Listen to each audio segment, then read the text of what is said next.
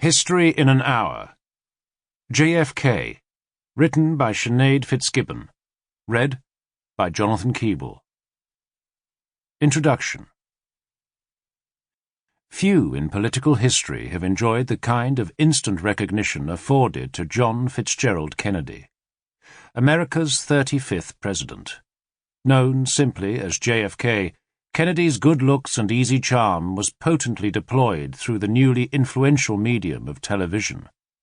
This meant that his journey to the White House captured the imagination of millions of people, both domestically and internationally.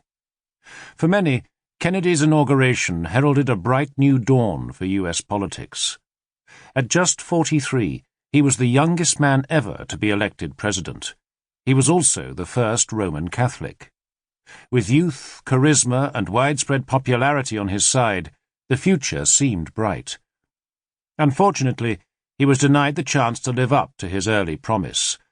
Barely 1,000 days into his presidency, which had been marred by civil unrest in the segregated South and the threat of nuclear war from the Soviet Union, Kennedy's life was curtailed by an assassin's bullet in Dallas, Texas, in 1963.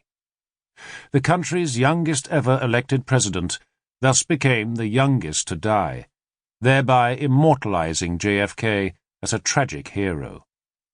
However, since his death, details have emerged of a private life at odds with his public persona. Rumors of serial adultery, hidden health problems, a secret marriage, and even drug addictions have since blurred his once pristine image.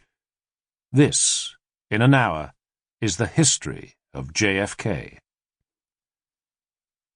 From the old world to the new. By the mid-20th century, the Kennedy family was among the richest and most powerful in America. Just 3 generations previously, JFK's paternal and maternal ancestors had endured lives of poverty in famine-stricken Ireland. Such was their deprivation that both of his great-grandfathers, Thomas Fitzgerald and Patrick Kennedy, were forced to abandon their impoverished country in search of a new and better life in the U.S. state of Massachusetts.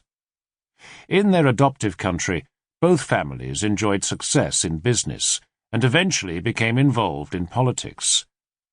Thomas Fitzgerald's son, John Francis Fitzgerald, known as Honey Fitz, was a member of both the U.S. House of Representatives and the Massachusetts Senate, in addition to serving 2 terms as Boston's first Irish Catholic mayor.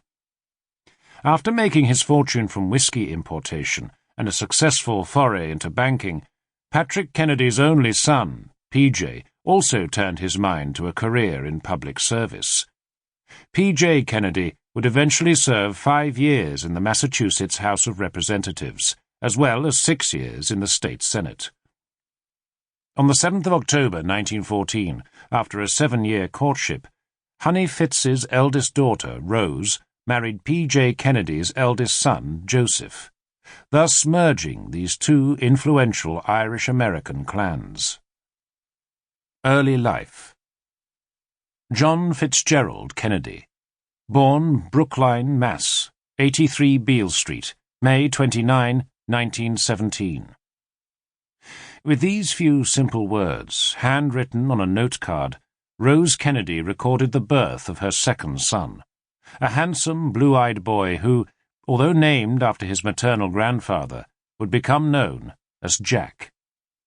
The family's fortunes had continued to improve in the 3 years since the Fitzgerald-Kennedy marriage. By the time of Jack's birth, they lived a comfortable upper-middle-class life in the Boston suburb of Brookline. Over the years, Joe would successfully try his hand at a number of businesses, including stock market speculation, movie producing, and liquor importation. By 1927, the family had moved to the exclusive suburb of Riverdale, New York. Despite the privileged circumstances of his birth, Jack was unlucky in his health. A sickly child, he suffered from numerous childhood illnesses, including whooping cough, chickenpox, and measles. And then, 3 months shy of his 3rd birthday, Jack contracted a virulent strain of scarlet fever, a potentially deadly disease in these days prior to the discovery of penicillin. Sample complete. Ready to continue?